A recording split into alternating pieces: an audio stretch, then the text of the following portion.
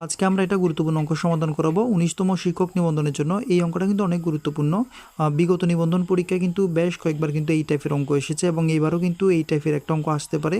তো আমরা অঙ্কটা ফিল করে বোঝার জন্য চেষ্টা করব। তো চলুন শুরু করছি। এখানে বলা হচ্ছে 3টি সংখ্যার গড় হচ্ছে 6 এবং 3টি সহ অর্থাৎ এই 3টা সহ 4টি সংখ্যার গড় হচ্ছে কত 8। চতুর্থ সংখ্যার অর্ধেক অংশ কত? চতুর্থ সংখ্যার অর্ধেক অংশ কত? এখানে 3টি সংখ্যার গড় বলছে কত 6।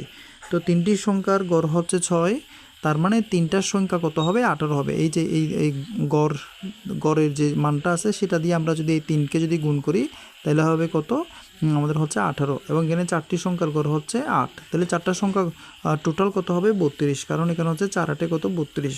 তাহলে এখানে ডিফারেন্সটা আমরা বের করব। ডিফারেন্সটা বের করলে আমাদের চতুর্থ সংখ্যাটা বের হয়ে যাবে। ডিফারেন্সটা হচ্ছে কত আমাদের 14। এই যে এখানে 32 থেকে 18টা বিয়োগ করলে আমাদের কত আসবে 14। এই 14 সংখ্যাটা হচ্ছে আমাদের চতুর্থ সংখ্যা। এই 14 সংখ্যাটা হচ্ছে আমাদের কি চতুর্থ সংখ্যা, কিন্তু এই 14টা আনসার না আমাদের বলছে চতুর্থ সংখ্যার হাফ কত, অর্থাৎ এইটার অর্ধেক কত।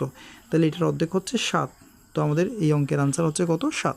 তো এই টাইপের আরও অনেক গুরুত্বপূর্ণ অঙ্ক আমাদের চ্যানেলের প্লেলিস্টে রয়েছে। আশা করি অঙ্কগুলো অনেক উপকার হবে। এবার 19তম শিক্ষক নিবন্ধনের জন্য আমরা 500টা এমসিকিউ সমাধান করে দিচ্ছি আমাদের চ্যানেলে।